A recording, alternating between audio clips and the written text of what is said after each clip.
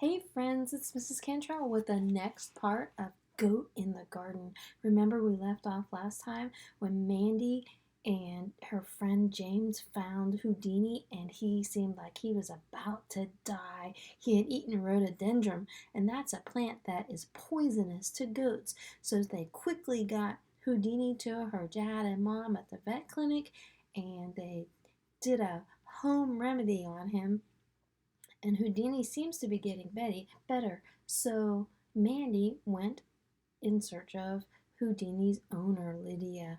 Remember, Lydia is not too keen on veterinarians, so let's see what happens. Lydia stood at the door and listened. She took the news quietly. Yes, she said, I understand. She nodded. And is he in a very bad way? Yes, Mandy told her. Houdini got hold of the branch in Mr. Western's garden. That's where we found him. Lydia stared out at the snowy yard, but she didn't look at Mandy. We'll have to keep our fingers crossed, she said. Come down with us to Animal Ark. You can help. You must have done this before. You know what to do better than us. Mandy grabbed her by the arm. Beneath Lydia's calm acceptance of the news, she could see how upset she was. Lydia considered. You dosed him with the lard and bicarb, you say? She asked Simon. Simon nodded. And he's been sick? How much of the leaf had he chewed? We don't know. Well, it all depends on how much. She looked up at the gray snow clouds. You've done your best. But will it work? Mandy asked her. At last, Lydia looked directly at her. I had 6 goats get at some rhododendrons once. Oh, it was years ago. I gave them the cure my father would have used, and his father before him, and so on back in time. The same cure you've given Houdini. Well, Mandy couldn't bear the silence. 4 lived, 2 died. She stepped back inside the house. It seemed to be her final word. Mandy looked around at Simon. I don't think she'll leave the other goats. She won't come down with us. Simon agreed. It doesn't look like it. It's not that Lydia doesn't care, Mandy explained. In some ways, she cares too much. I think she can hardly bear it, but she knows we've done our best, and she just needs some time to face up to it. Again, Simon nodded. You go. I'll stay here, Mandy said. It was torment not to know whether Houdini was dead or alive, but she felt her place was here with Lydia. Simon gave her a brief, sympathetic smile, zipped up his jacket, and went down to the van.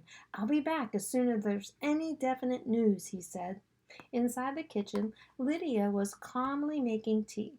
She looked up briefly when Mandy came in. She invited Mandy to sit down by the fire and began to talk. You did quite right, she told her. It's a long time since I heard of any modern vet being ready to try a country cure like that. Mandy raised her eyebrows but kept quiet. The warmth of the fire was beginning to seep through. Somehow Lydia's praise made her want to cry again. Lydia handed her a cup of tea. Now all we can do is wait and see. She settled herself in another chair opposite. Houdini's as strong as the devil, she said to herself as much to Mandy. Mandy sat and watched.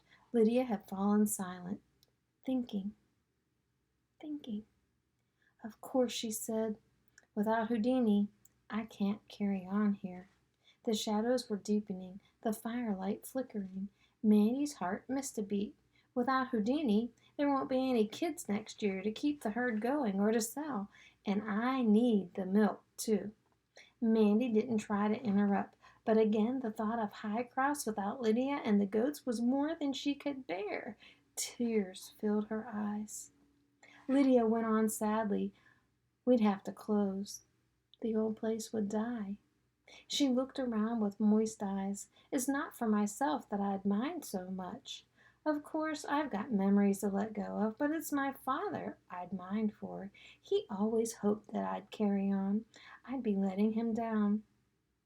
There was your mother, too. What happened to her? Curiosity got the better of Mandy when she sat in the cozy warmth. She died when I was born, Lydia said, so I never knew my mother. Me neither, Mandy confessed. Not my birth mother. She died with my father in a car crash. I was only a baby. I'm adopted. Lydia nodded and took Mandy's hand. The floodgates of memories had opened. My father doted on me after we'd lost her. I was everything to him. Me and High Cross. He taught me to read before I ever went to school. He taught me a love of books and a love of animals. I helped him from when I was very tiny in the fields, in the barn. She paused. I was a very happy child. But you're so cut off, Mandy said. Weren't you lonely? Sometimes. I did go to school, however, and I was healthy. I was loved. What's loneliness compared with that? And you never wanted anything different? Mandy saw how modern life had passed them by at the High Cross, leaving Lydia and her father behind. What could I need? She looked around as if the kitchen at High Cross was world enough. And I never married, of course. You might think that odd. Mandy shook her head. Knowing Lydia? No. I did go out to dances once or twice. The women's club at Welford used to have very nice dances, I remember. For a moment, memories drew her attention. She looked dreamily into the fire. Then she shook herself back to the present. But mostly, I was too busy. And to tell you the truth, I don't mix easily. I'm a clumsy soul when it comes to people. Whereas with animals now, I'm perfectly easy. She beamed. You know what that word means? It means she smiled really big. Animals make her happy. Me too, Mandy agreed. With animals, it's so simple. You tend their needs, and they, in their turn, will look after you. She got up and stirred the fire. I wonder how that rogue Houdini is getting along. Her impatience broke through after all in a restless looking out of the window.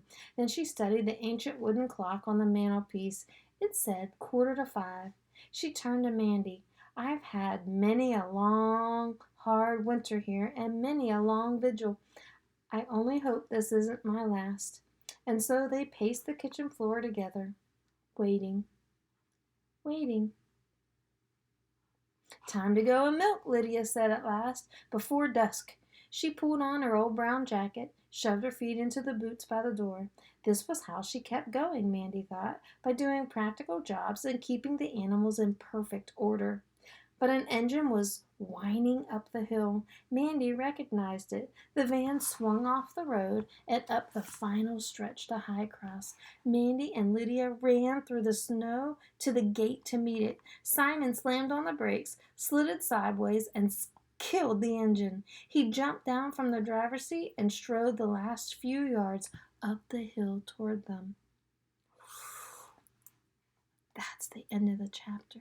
I'm sure he's coming with news of Houdini, but we don't know.